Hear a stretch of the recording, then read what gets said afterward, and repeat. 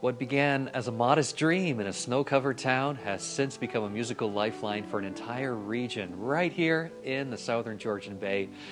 Welcome, I'm Daniel Vnukowski, the Artistic Director of the Collingwood Music Festival and also the founder. The festival was not born in a boardroom, but a deeply personal belief that everyone deserves access to world-class music, no matter where they live, where they come from. And the story begins right here in this beautiful town of Collingwood. My mom and I were the first ones to just dig our heels into the earth, so to speak, and pass out flyers right here on Ontario Street, making sure nobody would pass by without knowing about the festival. And ever since, I've moved to Southern Georgian Bay. And I saw something stirring beneath the surface from the first time I did a fundraiser for homeless youth here for Home Horizon, a fundraiser that brought a very big public that was hungry for culture, yearning for connection. And I felt that obligation to give back to the country that shaped me and to bring the highest caliber of music directly to the heart of this growing community as a concert pianist. It's great to be back home.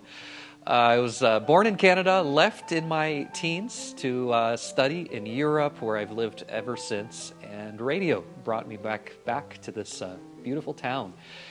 Now, our mission at the Collingwood Music Festival is very simple: to inspire an appreciation of live music through exceptional performances.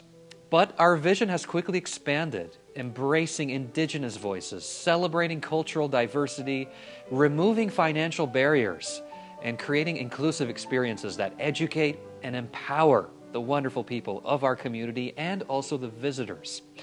In just 5 short years, we've transformed Collingwood into a destination not only for beautiful nature and tourism, but for music lovers seeking substance, story, soul-stirring music. And in 2019, it was the birth of a vision. 5 years ago, the sound of Beethoven's choral fantasy marked the beginning of something extraordinary. I like to think we created a little bit of an earthquake in the town. That first year, 2019, was nothing short of monumental and inspiring. Our inaugural concert brought together over 60 musicians, including the legendary Elmer Eisler singers, chamber orchestra led by the wonderful violinist Mayumi Zeiler, and myself on piano performing Beethoven's choral fantasy, which Beethoven also wrote as a fundraiser for himself in Vienna.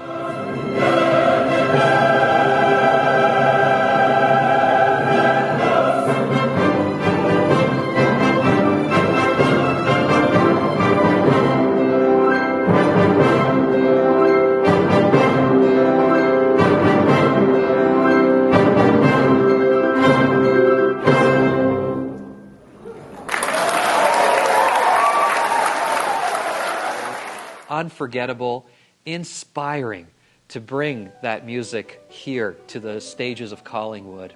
We didn't just tiptoe our way into existence. We made a bold statement right from the start. Collingwood deserves great music. And the diversity was there from day one. Blues tributes to Emancipation Day with Diana Brightwaite and Chris Whiteley. A terrific Zimbabwean ensemble shaking up the stage and our audience with some African drumming on incredible instruments. A tango night transported us right to Buenos Aires. And there was also some great storytelling for children, for families, through Carnival of the Animals by St. Saëns, and also the Hockey Sweater by R.H. Thompson. That was a night to remember. Local residents who hadn't attended a live concert, maybe even never or perhaps in decades, were moved to tears that year. Young people saw themselves reflected in the stories, especially the Hockey Sweater and the Buzz. We had a full house nearly every night, and people were already asking us, what's next year's lineup? 2020, the year of silence. The world changed. That was quite something. In 2020, like so many others, we had to cancel. Our board wanted to stop the festival entirely, understandably, and we didn't stop dreaming, however. We planned, we regrouped, we listened to what the community needed, and we came back In fact, we came back even stronger because 2021 was music in a time of distance. We still weren't allowed to have full concerts with an in-person audience. So my travels throughout Europe and the States, I saw much creative activity among arts organizations, and I thought, let's try that in Collingwood. Let's try a year of reinvention. And drive-in concerts were all the rage in big cities. They replaced indoor venues, and audiences simply honked their horns instead of applauding. And it was from the safety of their cars. It was a surreal yet beautiful experience. And I always point to a wonderful playwright, Andre Gide, who once said that sometimes a constriction of form can yield even more creative insight. And sure, we had a drone shot, a wonderful drone shot of drive-in, an audience, a lot under the stars, the sound of car horns, laughter, and we didn't let that creative spirit dwindle, not for a second. Our first concert was Boris Brott. He led the National Academy Orchestra for pop opera, a night of sweeping Verdi choruses, and an intimate night of Mozart arias as well. And I was in the audience feeling the energy of the National Orchestra there. And there was always that little delay after the last note, the last trombone player. Just wait a couple seconds and the honking would start from outside the building. But music was back, and it came back with even greater power. Many of our performers said, it finally, they were in tears. They said, I haven't played in a year. Thank you for this opportunity. We had indigenous dance, movement, poetry, visual arts, film, blending together with Dr. Duke Redbird's powerful words. The power of the art of truth, with 7 indigenous artists that year telling stories of resistance and healing. It brought us face to face with Canada's complex past. And we found new ways to reach people, those isolated by the pandemic from their living rooms and those previously untouched by the classical arts. We were able to offer free youth programming. We even donated part of our ticket sales from the live streaming to the Unison Benevolent Fund, which supported musicians hit very hard by COVID-19 at the time.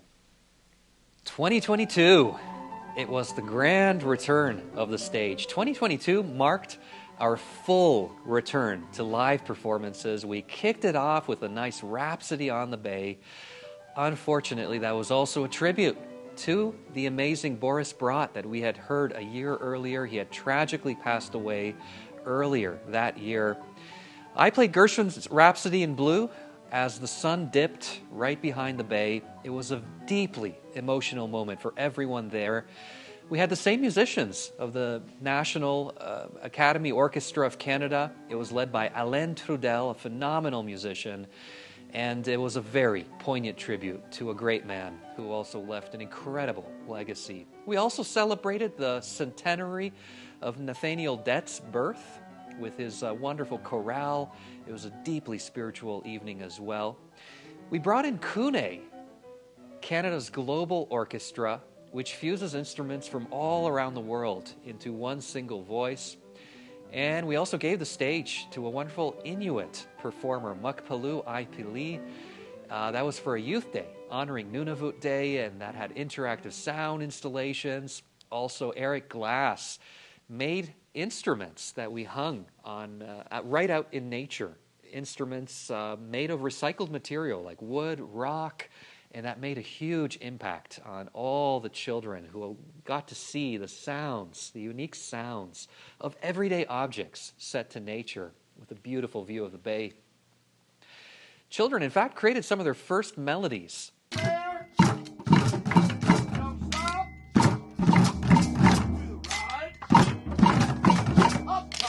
Crafted right from the environment, the beautiful Niagara Escarpment that we all enjoy as residents living here today.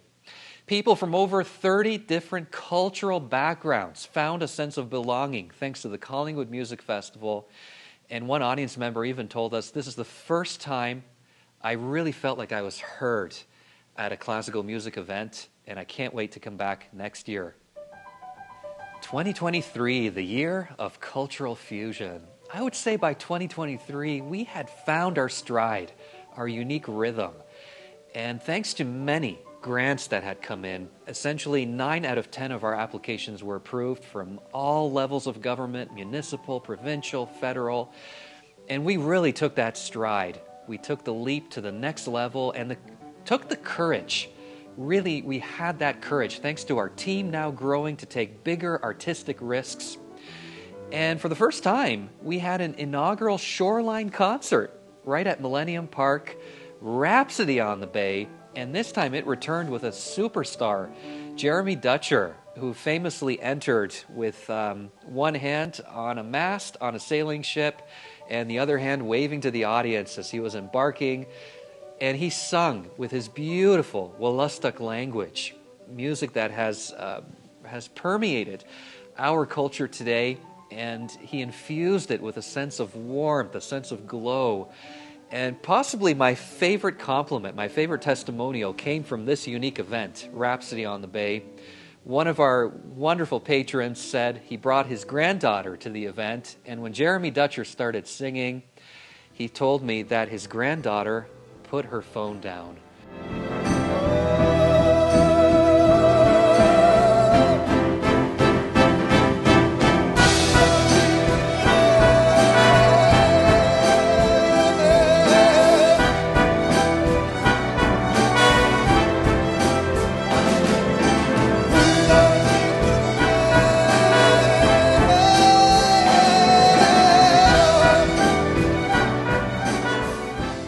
What better compliment can you ask for from the younger generation? And his voice just floated. It was floating over the Georgian Bay. It was haunting. It was transcendent, timeless. That year, we also featured the Toronto Mass Choir.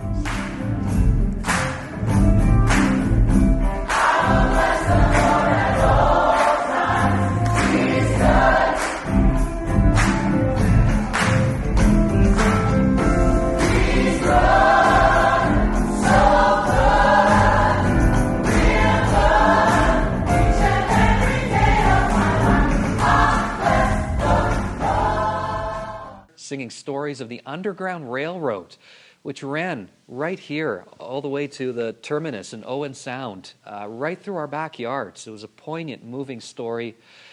Collective Neuf, they brought their Rituels program, which was electrifying and very, very unique, hypnotic, mysterious sounding.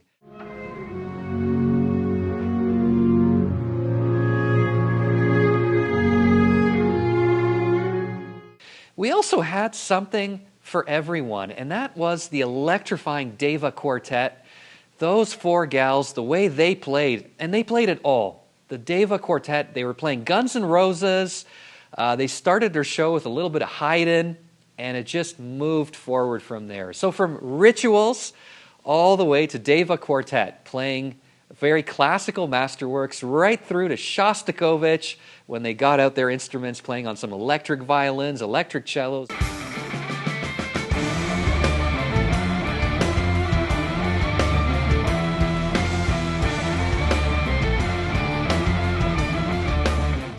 Yes, that was all in one show. We had a very deeply moving moment as well with the Messiaen Quartet for the End of Time, which was composed in a Nazi prisoner of war camp inside the serene sanctuary of our First Presbyterian Church. People sat in reverent silence that night as those movements unfolded. In fact, some even wept. They had a tear in their eye. And even years later, some of the audience members reach out to me on the street at random times of day, and they'll think back to that event on how moving it was. And it just proves that classical music isn't static. It evolves, it lives, it breathes. And young people have often told us how it has changed their entire view of the genre. Our social media has exploded. Attendance has jumped by 46% year by year. And quite frankly, people can't stop talking about it. And that's why we just keep doing it with our wonderful staff and board and army of volunteers year by year. By 2024, we were ready to take things up a notch in every area, transforming Millennium Park into an open-air concert hall for 2 magical nights. We opened with the Toronto Concert Orchestra, a program of waltzes, film scores, virtuoso showpieces. And the next night, the Toronto Welsh Male Voice Choir sang everything from Carl Jenkins to Sweet Caroline. The audience sang along under those stars.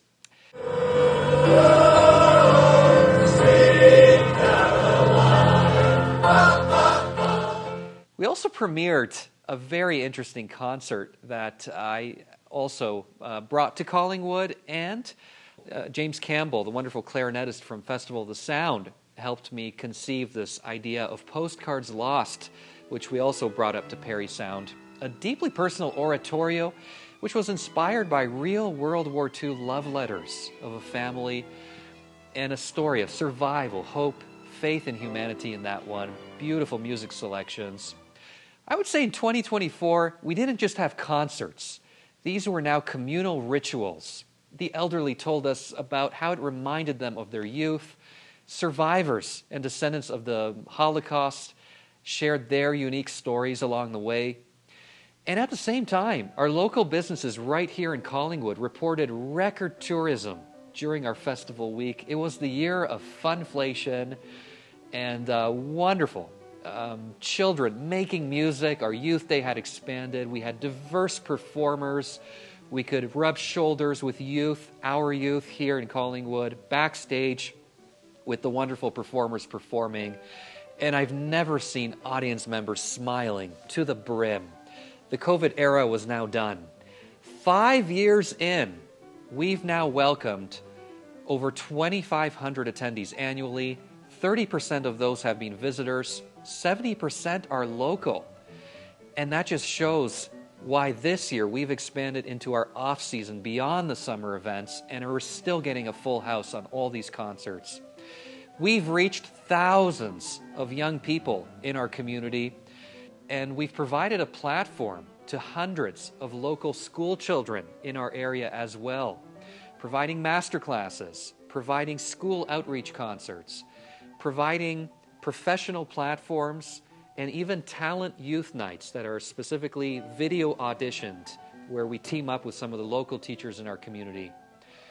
And we're just getting started. Join us now. In 2025, we're bringing over 100 Juno Grammy Award-winning artists among the mix right to our stages here in Collingwood. And we'll keep on growing.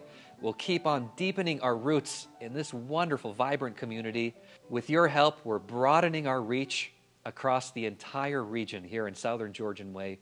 Music isn't just a luxury. It's a lifeline for many people. It's a mirror into our souls, a bridge into a stronger community. And here in Collingwood, we've built something lasting, a festival not only of concerts, but of connections. Join us once again this summer for another extravagant series of events. We look forward to seeing you there. One of our team members, whether it's a staff, board member, a volunteer, will welcome you with a smile once again, and you're going to have memorable experiences to talk about for many years to come. Join us. See you soon.